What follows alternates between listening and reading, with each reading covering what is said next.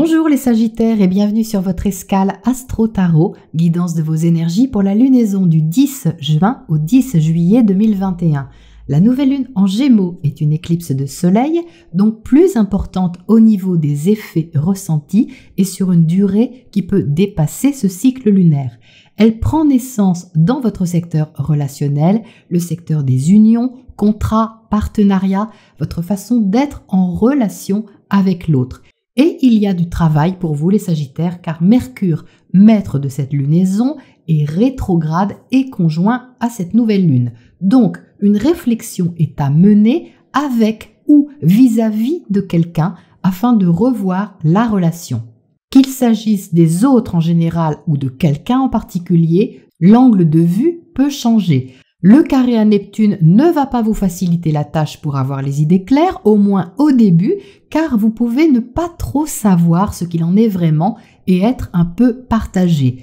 Heureusement, le trigone à Saturne, même s'il est un peu large, vous aide tout de même à garder les pieds sur terre et un certain sens du réalisme. Il est donc probable que vous naviguiez entre les deux énergies. Le carré Saturne-Uranus se reforme quant à lui le 14 juin. Ce n'est ni la première fois ni la dernière. C'est cette fameuse bataille des titans à l'intérieur de nous entre les structures à revoir, les règles à intégrer, à honorer et le besoin de se libérer et de s'éveiller de l'autre côté. Pour vous, ça peut concerner votre quotidien, votre hygiène de vie, votre santé ou quelque chose qui change dans votre travail et qui est à organiser et à gérer au mieux. Mars, planète de l'action, entrera en Lion dès le début de la lunaison. Il va dynamiser fortement vos projets d'expansion, votre envie de voir plus loin, que ce soit au niveau affectif, créatif ou lié à un développement personnel important qui vous donne confiance. La pleine lune du 24 juin dans l'axe Cancer-Capricorne sera en trigone à Jupiter, votre planète maîtresse. Même si celle-ci est rétrograde, c'est toujours positif. Ça va vous inviter à intégrer de nouvelles données personnelles qui touchent votre sensibilité mais aussi votre sécurité intérieure. Quelque chose peut vous rassurer au niveau de la tournure des choses. Vous avez peut-être quelque chose à partager, à approfondir avec l'autre et ça pourrait vous motiver intérieurement beaucoup. Vénus sera alors en trigone à Neptune, inspiration, douceur et volupté. Ne vous en privez pas. Elle sera aussi en opposition à Pluton. Là, c'est plus chaud les Sagittaires. À vous de voir ce que vous en ferez, mais les questions d'ordre privé seront sur la table, que ce soit financier, familial ou plus intime encore. Vous pourrez faire une sorte de mise au point au sujet des valeurs et de ce que vous avez à partager.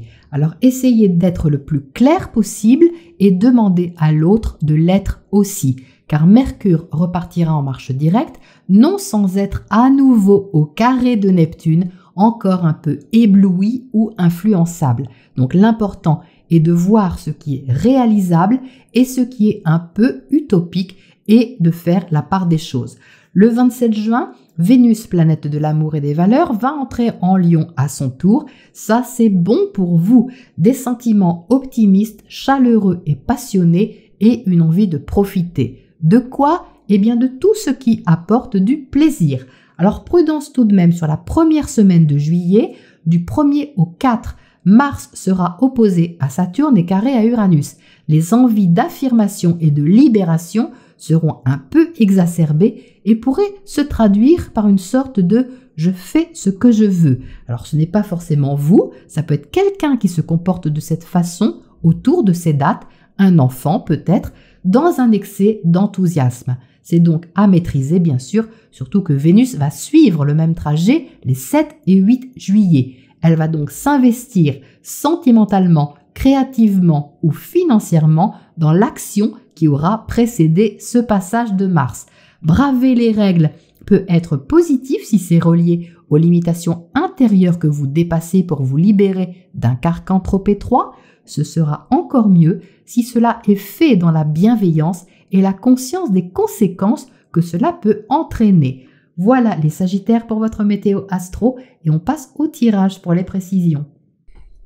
Alors les Sagittaires, il y a de la bonne volonté dans votre tirage malgré une petite déstabilisation ou une adaptation à faire.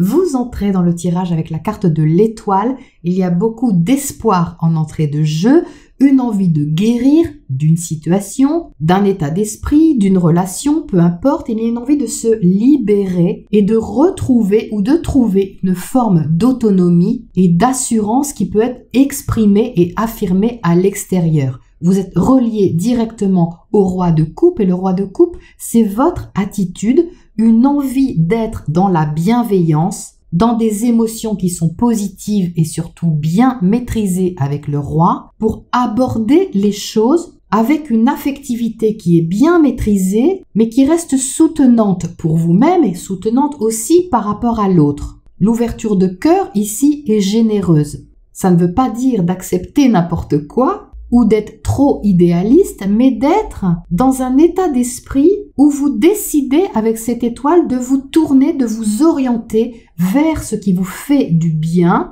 vers ce qui vous nourrit émotionnellement, affectivement, et qui vous permet d'assumer vos talents, qui vous permet d'assumer votre empreinte personnelle en toute simplicité et en ressentant cette forme de liberté. Donc ça, c'est quand même très positif et très encourageant. Au centre, vous êtes avec le chevalier de coupe, donc au cœur de vous, les Sagittaires, il y a une sorte de mouvement émotionnel, ça bouge dans vos émotions. Peut-être que vous ne montrez pas forcément avec ce roi ce qui se passe en vous, au niveau du mouvement que vous ressentez, parce que le roi est dans la maîtrise. Mais vous pouvez être touché par quelque chose ici, ou touché par quelqu'un. Donc ce qui sommeille à l'intérieur de vous, sous cette forme du chevalier de coupe, est tourné vers l'émotionnel, une envie que les choses soient plus fluides, plus douces, plus ouvertes aussi au niveau affectif et au niveau de l'échange, de ce qui peut se passer, le courant qui peut passer peut-être entre quelqu'un et vous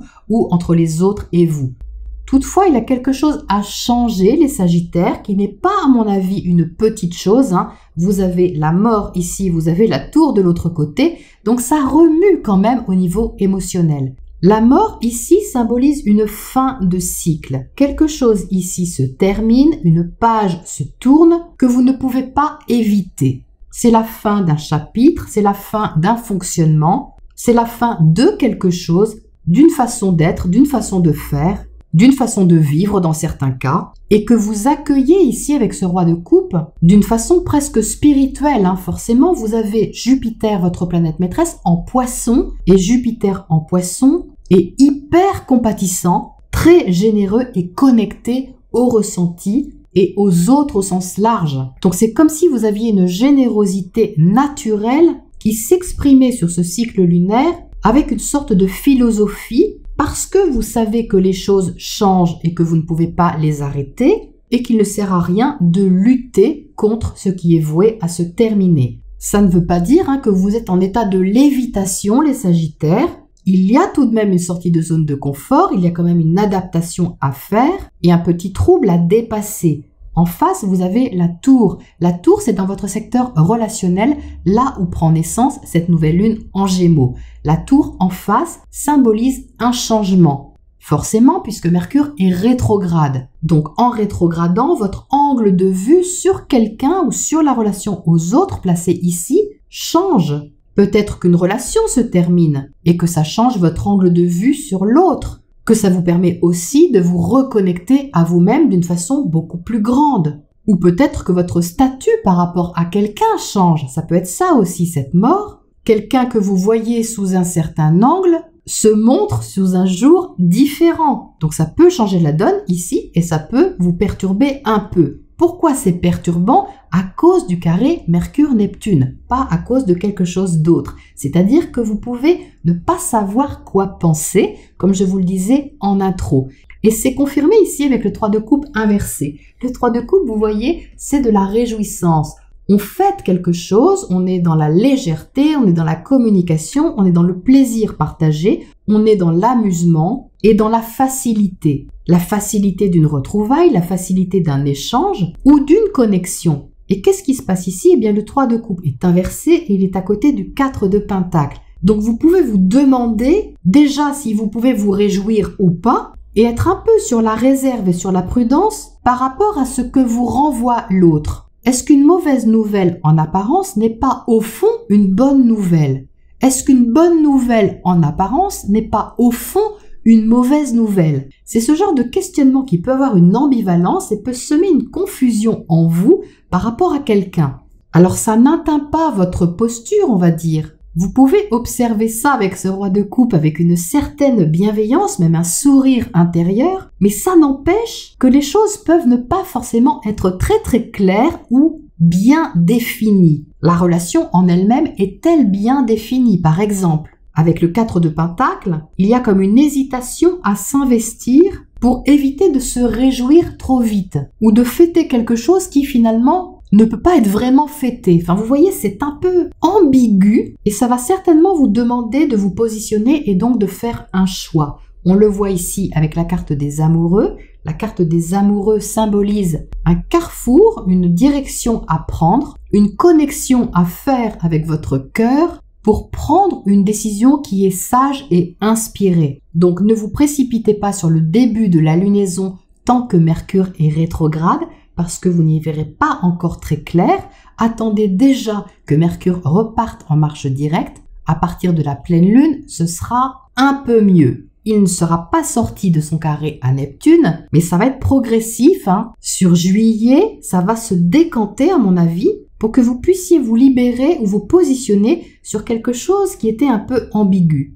Alors même si quelque chose a changé au passage ou change au passage, ça donne une sorte de rebondissement si vous voulez. Ça c'est à mon avis l'opposition Vénus-Pluton sur la pleine lune. Ça peut parler justement de ce que vous partagez avec l'autre, de ce que vous investissez et de ce que vous assumez ou pas. Mais ça peut être aussi bien matériel, financier qu'affectif. Pluton gère vos valeurs, vous voyez qu'elles sont ici, et ce qui change à l'intérieur de vous permet de vous reconstruire ou d'apprendre à vous reconstruire d'une façon plus avisée. Donc, quelle que soit la personne en face de vous, que ce soit un associé, un partenaire ou quelqu'un dans votre secteur relationnel qui vous pose question, il vient vous donner du grain à moudre, je dirais, pour voir comment vous pouvez vous accueillir l'autre et prendre des décisions qui sont bien plus profondes que ce qu'elles paraissent au départ. Parce qu'avec le 3 de coupe, on est dans la joie, on est dans la réjouissance, mais aussi un peu dans la superficialité. Pluton, lui, il n'est pas du tout dans la superficialité. Il va au fond des choses. C'est radical, on ne revient pas en arrière. Donc on a cette dualité ici entre les choses qui ne seront plus comme avant et les choses qui ne sont pas encore abouties, reconnues ou prêtes à être célébrées. C'est pour ça qu'ici le 4 de Pentacle est un peu timide parce qu'il y a un entre-deux si vous voulez. Et l'entre-deux, il est sur cette lunaison avec cette rétrogradation dans votre secteur opposé qui vous permet de redéfinir votre position face à l'autre. Donc ça se passe avec une certaine sagesse, vu que vous êtes ici avec le roi de coupe, ça c'est très positif pour aborder toute situation. Vous êtes protégé par l'étoile au-dessus, vous êtes donc tout à fait conscient qu'il y a une libération à la clé et un mouvement vers une indépendance bien vécue, même si vous êtes avec quelqu'un ou concerné dans toute autre relation professionnelle, commerciale ou familiale. Il y a ici le respect de chacun. Le 9 de Pentacle, c'est le respect des valeurs, le respect de qui vous êtes, le respect de ce que l'autre est de son côté. C'est ça peut-être qui est secoué ici ou qui est revu pour que le choix que vous faites, les décisions que vous prenez soient orientées avec ça en tête, c'est-à-dire le respect de la liberté, le respect de l'indépendance et cette fluidité intérieure qui est importante pour que le courant continue à bien passer. Alors, on va éclairer tout ça. Qu'est-ce qu'on a à côté de cette tour pour commencer dans le secteur opposé?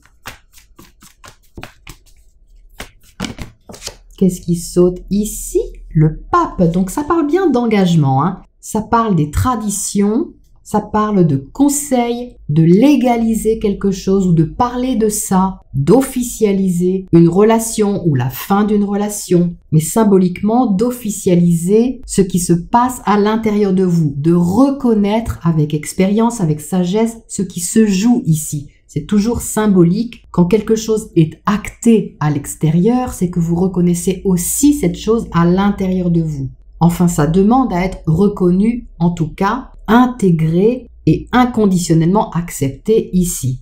Le pape va vous guider, c'est une énergie qui est sage, qui est inspirée évidemment et qui est de bons conseils. C'est le guide, c'est une énergie supérieure qui vous ramène à vos engagements, qui rend les choses un peu solennelles si vous voulez. Donc il y a de la légèreté d'un côté qui demande à être retrouvée, mais il y a aussi un angle de vue qui change, comme si la relation était vue d'un peu plus haut avec ce pape, d'une façon plus éclairée si vous voulez. Qu'est-ce qu'on a d'autre à côté de ce 3 de coupe inversé ici? Qu'est-ce qui saute ici? Le 3 de bâton inversé. Donc le 3 de bâton, c'est un projet, vous voyez. C'est une carte reliée à l'espoir, à la vision à long terme. Le fait qu'elle soit inversée ne veut pas dire que vous n'avez pas d'espoir. Au contraire, puisque vous entrez avec, vous avez cette énergie en vous d'aller plus loin et de libérer des choses. C'est juste qu'il y a quelque chose à éclaircir avant, pour que le projet, par exemple, soit bien défini ou redéfini.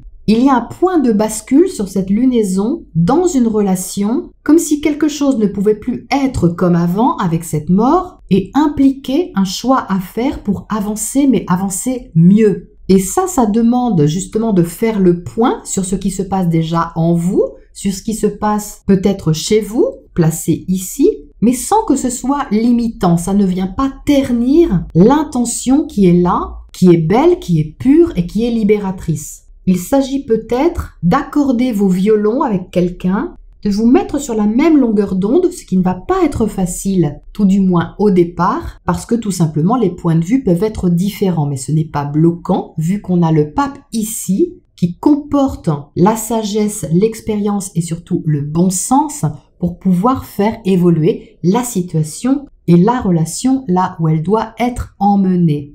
Alors, qu'est-ce qu'on a pour finir comme oracle conseil là-dessus?